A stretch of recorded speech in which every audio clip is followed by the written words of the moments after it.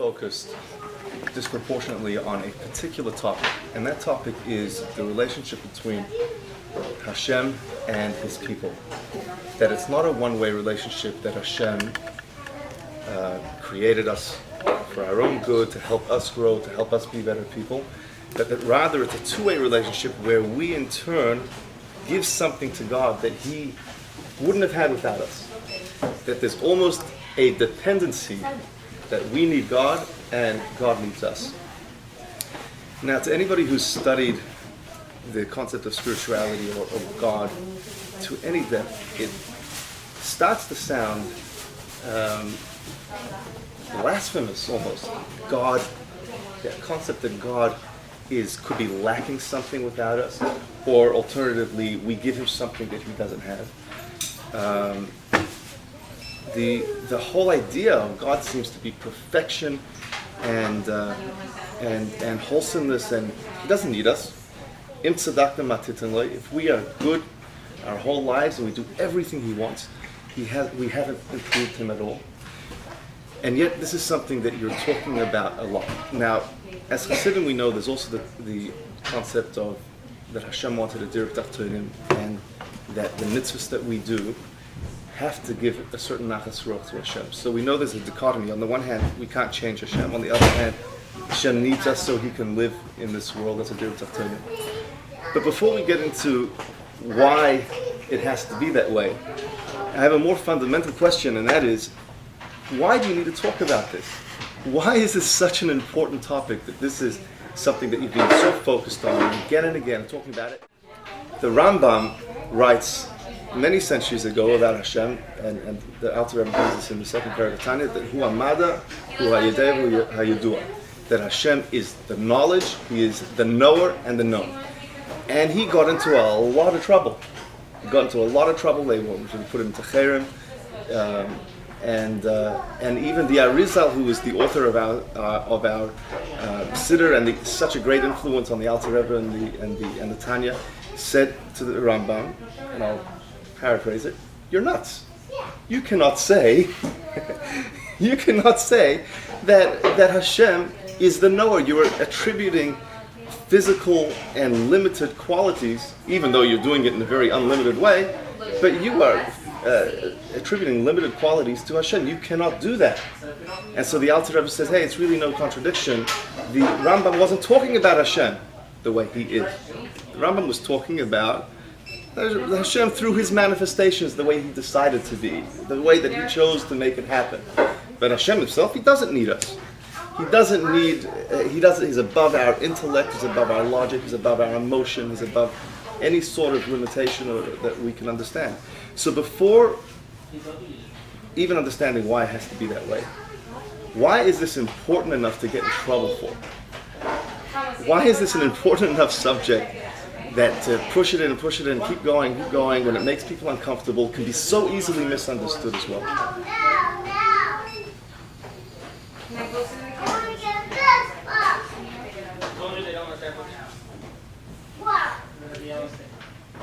Three reasons. Yeah. I see you've thought about this. Number one, if you look at the nature of human relationships, marriages, and the problems that exist there, you have to come to the conclusion that it's not some detail. They're arguing about money, they're arguing about chinuch, there's something fundamentally missing that doesn't allow the marriage to actually happen. People live side by side in a married life, but it's just not happening. What is missing there? And when I realized what it was, I thought, the same thing is true with our relationship today. It's a one-sided relationship. So, a long time ago, I wanted to write a book on relationships, and I wanted it to be called "Shut Up, I Love You." Because most of the problems in a relationship is, I love you. What else you want? But you also have to have an opinion. Marriage means I love you. That's it. That's what marriage means. How did this happen? And are we doing the same thing with David? Like, look, I believe in you. I worship you. I have no other gods. So leave me alone. Is that what Yiddishkeit is? That's number one. Number two, when you talk to a person in this generation about Yiddishkeit, you say, you should do mitzvahs. Why? There was a time when people were frum. It was normal to be frum. To be not frum was the exception. So you come to the exception, you say, what's wrong with you? Why can't you be normal? Those days are gone. Then there came a time when it was normal not to be frum. But everybody had a nostalgic memory of Abba and Azeda, and you could kind of work with that and say, that's gone. Today, most people are more observant than their grandfather. So how do you start? How do you ignite some interest in a person who feels no need whatsoever? The only thing I could come up with is, this is a two-way relationship. Maybe you're not interested, but he still is. So, consider his side. You decide not to show up for an appointment because you're not interested. The other person's sitting there waiting for you. So I tried it, and it was amazing. You say to a person today, if you kept Shabbos, your family life will improve. If you go to the mikveh, your intimate life will improve. If you give tzedakah, they don't want to hear it. Don't tell me how to improve my life. But when you say to them, wish that is waiting for you, you get a completely different reaction from people who know nothing. So when you say it to people who have studied a little bit, instead of getting that reaction of like, oh, this is serious, you get a backlash. Where does it say? Who says? It says like this, it says like that. See, the Eibush that is not wait. Let's get down to stop with the quotes. What is the story? Is the Eibush waiting for you to do a mitzvah or not? And if you say no, what do I need to do for? I don't know who you are anymore. Like, you're observant, you're frum, you're chiddush, but you don't think the Eibush is waiting? Yeah, where does it say? What do you mean, where does it say? You need a Gzeidas HaKosov? Number 3, if you take a look in the Rebbe's Maimorim and the Rebbe's Sichos, I don't know how you can overlook it. The whole emphasis of the Rebbe's addition to what came before is that everything goes back to the Eibishter himself. It's all rooted in his essence. In other words, let's get away from the Hebrew words that we really don't understand very well. Could he have not created the world?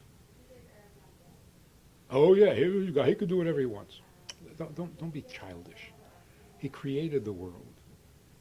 Was that necessary? No. And that's it. It's all over. Listen to what you just said. The whole project is not necessary. Why would anybody have Mesiras Nefesh? The Eibush that chose the Yidden, it was a Bechira. He could have chosen anybody, right? Yeah, right. You think that's true of marriage? You happen to be married to your wife. You could have married somebody else, right? No. This is your wife. What do you mean you could have married somebody else? So your wife is not really your wife, not really your soulmate, not really your zivug, not the other half of your soul? So let me, the Eibishter, was it necessary to create the world? For him? No? No. Was it necessary that he choose the Jews? How odd of God to choose the Jews? Yeah, it could have been somebody else. The mitzvahs are absolutely necessary? No. He chose. He made up a list of things. This is the Yiddishkeit. This is the Torah that we have been loyal to through thick and thin, giving up our lives for something he doesn't need. It's not essential. It doesn't have to happen. He doesn't. What did you just do? It says in Tzedakah. Okay, so find a mafarish that explains it. But don't dismiss Yiddishkeit. Make a mockery of the whole thing. So how can anybody who has a little bit of derech, a little bit of, you say this whole thing is not necessary? Just a whim? So I spoke to somebody about this last night, and he answered. He said, "Listen," he says. I asked him the question: how could you say that Atzmus, that God Himself needs us when we know that Atzmus is Pashut? In other words, that Atzmus doesn't have any characteristics. So he said, you don't have to understand it. You don't have to understand. In fact, you cannot understand how it could be that Hashem wants or needs something, yet at the same time, He doesn't want or need anything. He absolutely needs your mitzvahs, but He absolutely doesn't need them at the same time. It's a contradiction. I don't understand it. And you shouldn't either, so stop asking. Maybe, in answer to what you're saying, well, it has to be this way because logically I feel that if not for this, that's no relationship. Oh, who says that you have to understand it? Well, at least he admitted that the Eibishter does need. Yes. Okay. So which part do you want to focus on? That he does need your mitzvah or that he doesn't need your mitzvah? That you can't prove anything about I'm not trying to Atzmus. prove. But if both are true. Well, let me clarify. The reason he said that the Eibishter needs us is because the Rebbe said so. Good enough for me. Right. So you have to say it because that's the idea of the Rebbe Tachtonim. You have to say that the Rebbe that the Eibishter needs us. But you're right. It makes absolutely no sense. It doesn't add up. But stop trying to understand it. It's not really a discussion we have to have. I'm not trying to understand it. I want to know if it's a fact. If he really needs me, it makes all the difference in the world. I'm not going to ask him why, and he doesn't have to explain it to me. Just tell me that it's true. But to say, no, it can't be true. It can't be true? So the Torah can't be necessary? Can anybody really say that with a clear conscience? He said, well, I don't understand it. Fine. It's a contradiction. Is it? No. But even if it is, fine, can't explain it. But he does need your mitzvahs. Otherwise, what are we doing? What are we doing? It's terrible. Why is it not a contradiction? On the one hand, you say the Eibishter, whatever he wants. Nothing's impossible. Whatever he wants. On the other hand, what is there to want? Yeah, what? What is missing that he could possibly want? So whatever it is he wants, he already has. So yes, he can want whatever, but there's nothing to want that he doesn't already have.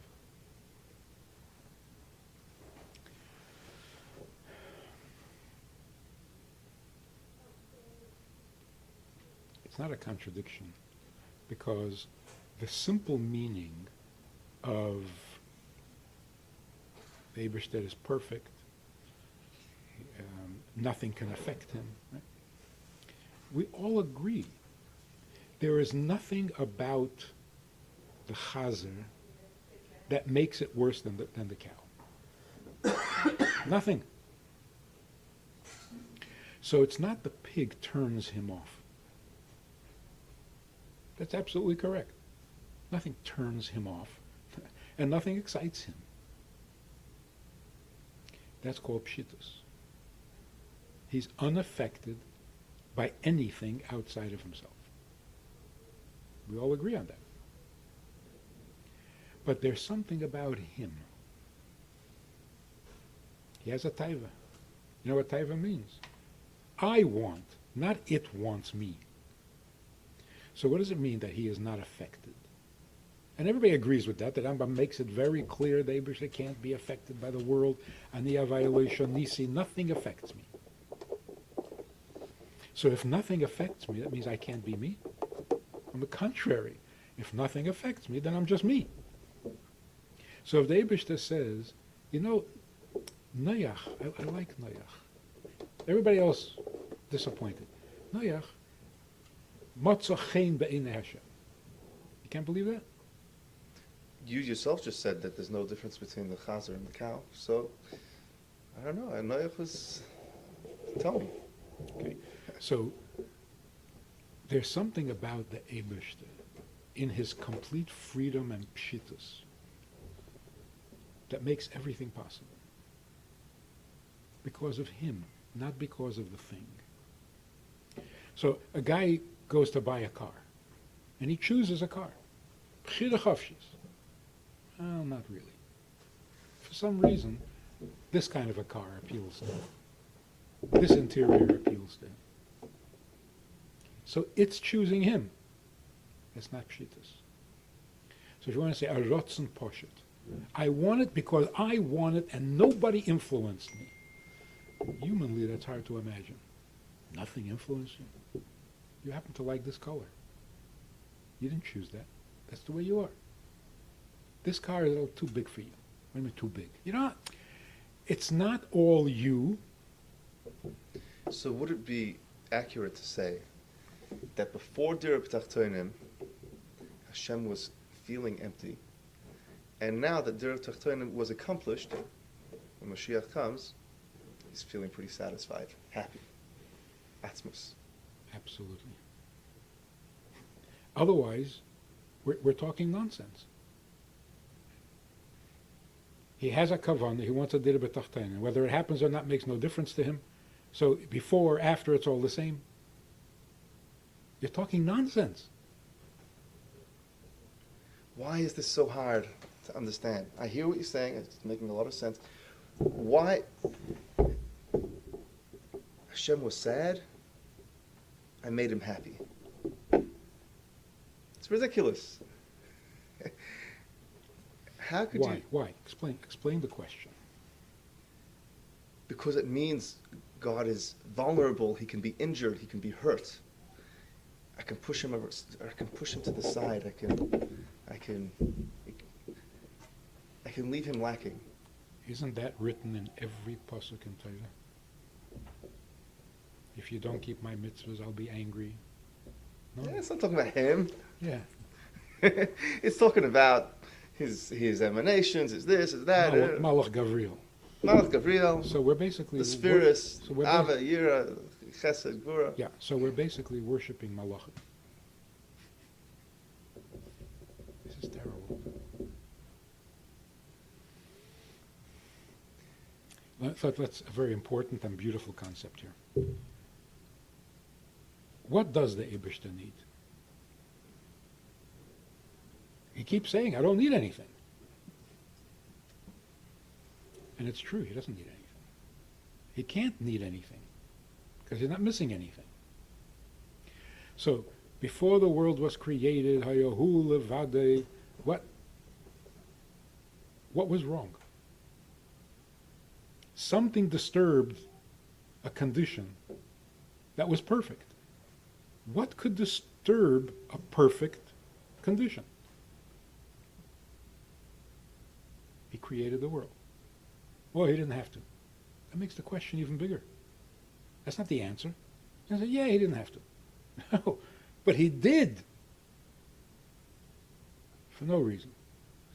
A silly reason. Come on. If the Eibishter, who was so perfect, created a world, there is something awesomely important and necessary that we should be aware of, because we are the creation. So what was missing?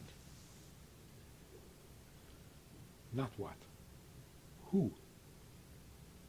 He didn't create the world for a thing. He created the world for someone. Bereishis b'shvil Yisrael. What does that mean? B'shvil Yisrael doesn't mean for our benefit. He created the world so that he could have Yisrael. Yisrael is not a what. It's a who. So basically what you're saying, and you can't get around this. There's no way around this. The Eibishter was Yochid or Miyuchad, there was nobody else. So he created somebody else. But you obviously understand the gut reaction of revulsion to the idea. How could you say that Hashem was vulnerable, needed something that... Wait. We didn't get there yet. Okay. What changed? He was Yochid, Einoid Milvadei, and then he created someone. That's what happened. That's the fact, right? So what did he do by creating the world? He stopped being Yochid. Now there is someone.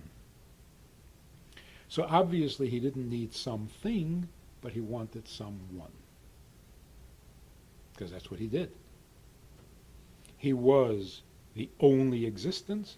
He created someone beside him.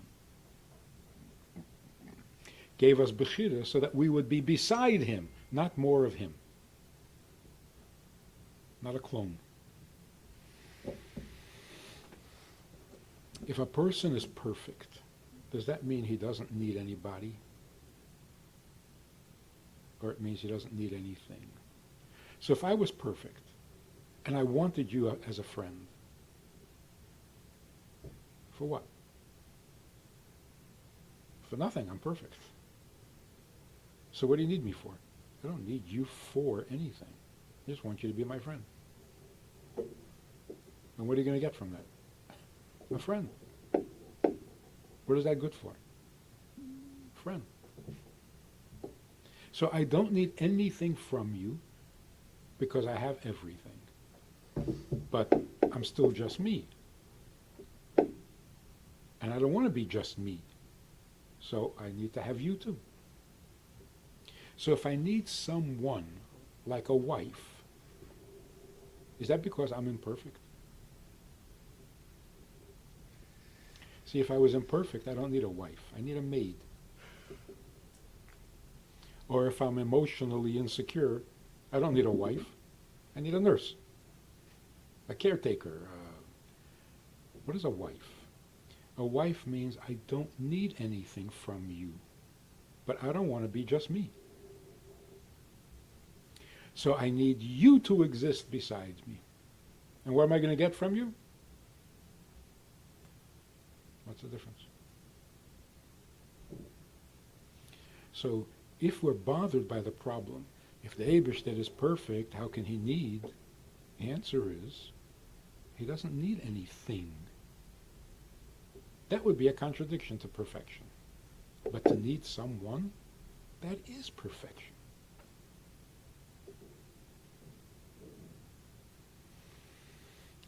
And the proof of it is this. If I need you to be my friend, and I don't need anything from you, and you disappear, what am I lacking? You're lacking your friend. I'm the simcha or the I'm lacking- emotional closeness that you have when you're with him. So I'm lacking you. That's not an imperfection in me. But it's not just that he wanted people. He wanted their actions, and that is a thing. In other words, One thing at a time. So we have to come to the conclusion. Since the Eibishter is perfect, he doesn't need you to help him. He doesn't need you to give him something. He just needs you to be beside him. Because if you're not there, then you're missing. What does it mean he misses you? That doesn't mean there's something wrong with him. He's perfect, but you're not there. You see how beautiful this is? A wife or a husband is not there for a purpose. Trying to get something from each other. It's not a marriage. That's a business deal. I'll give you, you'll give me. I'll do the dishes on Thursday, you do the dishes on Monday. That's not marriage. Marriage means I'm not enough without you. Enough what? Nothing. Nothing. So what does the Eibishter need from us? Nothing. He just needs us to be in his world. That's why Afal Pi Shechata, Yisrael, to say the Eibishter doesn't need you when he's angry at you, not true. He needs you all the time. So what about all the mitzvahs? So now we get to a second subject. Every mitzvah is essential to him or not? According to what you're saying, I mean, well, I mean, Derek Tachtanim, he needs it. I don't know how he needs it, why he needs it. Okay, so if you don't use the word need, because it freaks people out, use the word essential. Is it essential to him that we keep Shabbos? Or is it debatable, negotiable, dispensable? It's not essential. Not essential. Not essential. It's not essential. Not. And I'll prove it. Yeah. Some of us don't do it.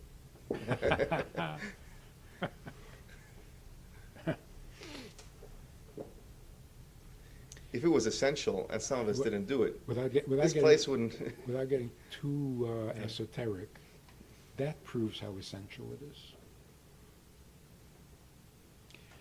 He is not forced to want Shabbos, to need Shabbos, to be Shabbosdik. He chose it. Does that mean it's non-essential or more essential?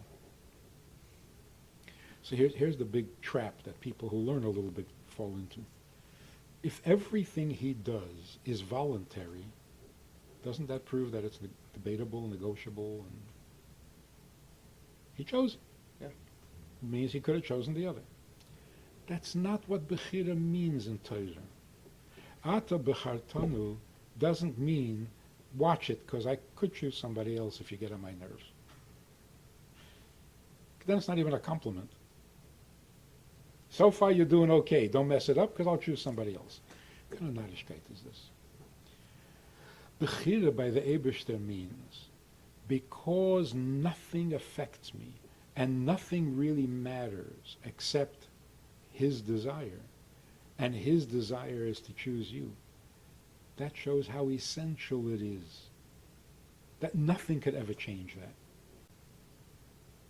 There was no reason for the choice, so there's nothing that can destroy it. So the more free he was from any influence in his choice shows how essential that choice is. And that's reflected in the fact that I also don't have to keep Shabbos. And yet, I want to. So what is the nakuda that we're getting wrong? That people who hear this and they're automatically, no, this doesn't sound right, doesn't feel right. What is the essential misunderstanding we have about Hashem? I think we have an extreme swinging of the pendulum. Christianity, 2,000 years ago, came along and said, God is human. Of course, we don't believe that, so we went to the opposite extreme. There's nothing human about him. Because we went to the extreme, we've we haven't made him greater than the human, we've made him less. Because we're afraid to attribute any human. So Torah is full. Ebershter's anger, the Ebershter's pleasure, the Ebershter's mouth, the Ebershter's head, the Ebershter's desire, the Ebershter's anger. I said that already. None of that is real. So what we did, instead of making the Ebershter into a greater Ebershter, we made him less than human and completely irrelevant. He doesn't care, he's not affected, it doesn't. So what did we just do? We ended up without an Ebershter. All because you're trying to protect him from sounding human? So you ask a guy, does the Ebershter really get angry? No, that's human. Does the Ebershter really speak? No, that's human. Does the Ebershter really love? No, that's just human. Is the Ebershter really smart? Well, of course. Why? Why does he have to be smart? He's not human. Human beings are smart. He's not smart. He's not smart? That's what the Arizal was trying to say. I know, but most people, you say, is he smart? Of course he's smart. He's very smart. So why not? Does he love? Yes, very much. No, love is too human. We're so confused on this. And for most people, does David still love you? Not really. But does he get angry? Oh, yeah. What? So let's get it clear in our heads. Is he or is he not a mensch? He's certainly not less than a mensch. No? So a human being without love is a mensch. Love is a chesaron. Love is a maila. If we have that maila, then he has it infinitely more. That's what we're learning in Tanya these days. That a human being loves another human being, and by the Eibishter it's bekifle kiflayim be'enarech more, but not less. But if I can get technical for a second, if we're talking about today's the Tanya from this week, what he says is that the nefesh, which resides in the brain, does not have the particular powers of moving the fingers. It's irrelevant to that. It doesn't have those emotions or extensions. But it also says, from last week's Tanya, since the Eibishter doesn't have an eye, he therefore sees better, not less. And because he doesn't have an ear, he hears everything, not less.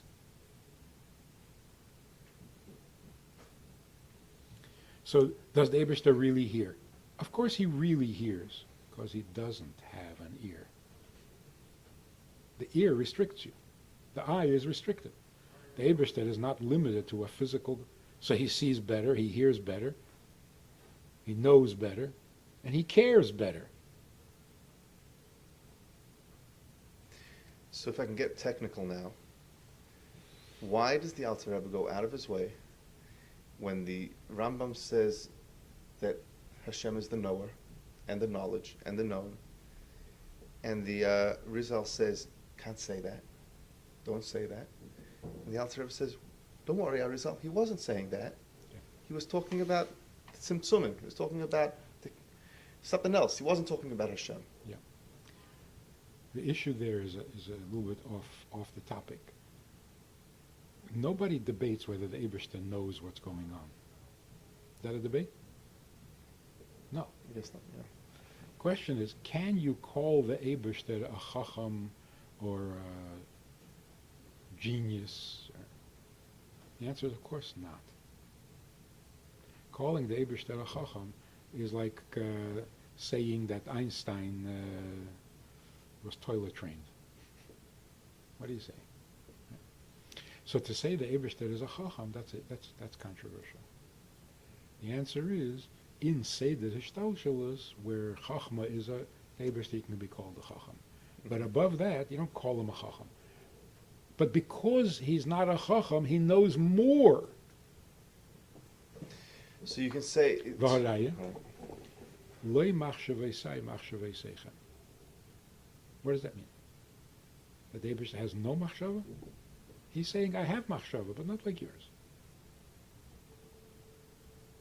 So to transpose that to our discussion, so you can't say that Hashem is needy. You can't say that Hashem loves us, or you can't say that Hashem is a lover, that Atzmos is a lover, or you can't say that Atzmos is vulnerable.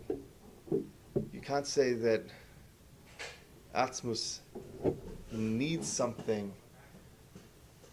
Well, you can. You can't. And yet, But you can and say yet that it's all Atzmos does have neediness, that Atzmos does want something, that Atzmos does love. You Right. can't say that. You just cannot say. And I think that's probably, so that's where all of the confusion is. So let's focus in on the Eibishter wants something. You can't say that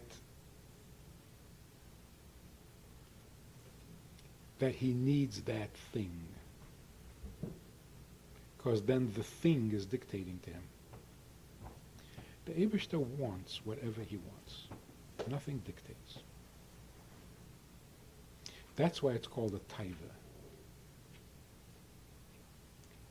A taiva means, I like it. What about it do I like? It's just me. That's called bechira chavshi. This is me, not it. So I want it, but it has nothing to do with it. It has to do with me. So it's very hard for a human being who rarely experiences this kind of desire or this kind of attachment. It's hard to imagine. What do you mean? You just want me. What do you want? Should I do this or that? No, I just want you. You want me what? No what. I just want you. It's hard for us to imagine. So the best example for this is the Alter Rebbe says, I don't want your Gan Eden, I don't want you. Nor dir alein. What does that mean? What do you want? You don't want anything from the Eibishter. Okay, so you don't want anything. No, ich will dir. So what do you want? And to bring it down to human, every marriage goes through this crisis. What do you want from me? Or women who say, you really caring about me? Yeah. I mean, about me? Sure, what do you want? No, you see, you just blew it. I'll give you anything you want. In other words, it's not about me. How do we get past all these things? How did Alter Rebbe do it? He doesn't want Gan Eden, in other words, he doesn't want the Eibishter to be smart. He doesn't want the Eibishter to be kind. He doesn't want the Eibishter to be generous. He doesn't want the Eibishter to be forgiving. He doesn't care about any of that. He just wants the Eibishter. So what does he want? What do you want? I don't want anything. You have to be there. That is so beautiful. And where's the imperfection? That makes him imperfect. So what are we learning in Tanya these days? The Eibishter gives up by restricting himself. He gives up by hiding himself. He is terribly uncomfortable and unhappy about sending a neshama down. He hates it. He hates the Yetzer Hara, which he regrets every day. He hates the Aveda, and he hates Golus, and he hates suffering, and he hates it when people are not happy. And therefore, that's Alter Rebbe saying, if he can give up all of that because he wants to be with you, then shouldn't you be able to give up your little... Now, so 1 second. Is all of that true about the Eibishter? It bothers him to have a tzimtzum? It bothers him. He's the Eibishter. So you just dismiss these prakim of Tanya as nonsense. The Eibishter doesn't give up anything. But it looks like he does. But you should give up for real. Come on. And then the whole thing is reciprocal love. The Eibishter loves you, so you love him back. In other words, he started it. He loves you first. For what? You haven't done anything yet. His Ava is going to stimulate your Ava, and then you'll do something good. So what is he loving? So how do you dismiss half of the Torah? None of it is true. It's all kaviyachol. And that's it. You just canceled everything. So to close this up, how do you take this home to the bank? What is the point of this discussion or this knowledge? In very practical terms, I wake up one morning and I'm thinking, I really don't care. Not in the mood. So I have one of two approaches to inspire myself. I can either get angry at me. What do you mean? What's wrong with you? You're low life, you chazer, you shagit. Just go on and on and on, beat myself up. Why'd you go to bed so late? And why don't you care? And how could you not care? And where is your neshama? Where's your... What's the result going to be? Snooze? I'll get frustrated. And tomorrow I'll care even less. Because I don't need this hassle. Right? The other option is, I wake up in the morning and I say, I don't need this. True? So I don't feel like davening. So what do? Eberstedt is in shul waiting for me. What am I going to do? Now, if he's waiting,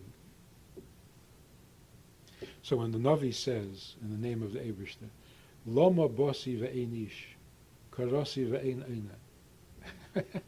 He doesn't really come and he doesn't really call and he doesn't really care. So what is he saying?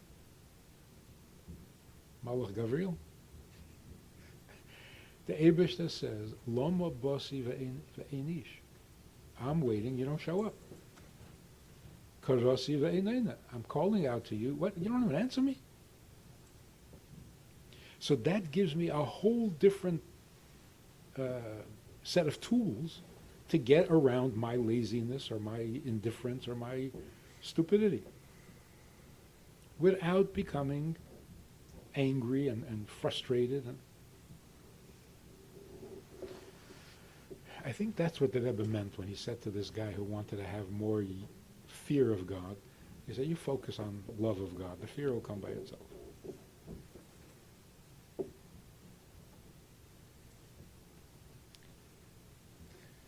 Thank you very much. I don't see I really don't see how you can get around this. So if a person said, but I really don't understand how we can need. Okay, God is mysterious, but don't ignore the fact that he needs. You can't explain it, don't explain it.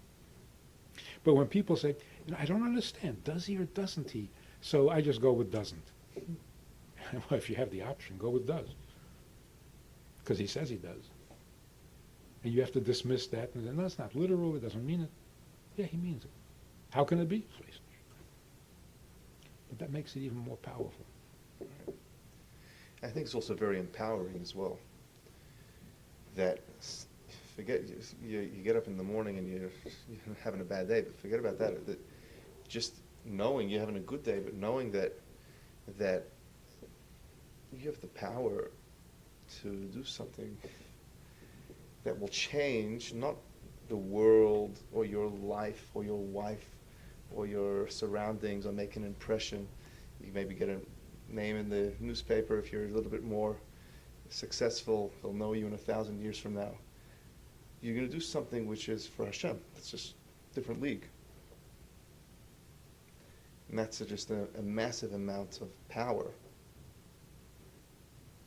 Maybe that's the point of all this. There's a Rashi not long ago where the Torah says, Ani Hashem. Rashi says, why does he suddenly need to remind you who he is? So Rashi says, Ani Hashem, if you know who is telling you to do this, you'll be more careful. So it's who. If you leave out the who, all you know is what. what's kosher and what's treif and what, but there's no who behind it, then you start cutting corners. If you know who, then you start fixing the corners. Thank you very much.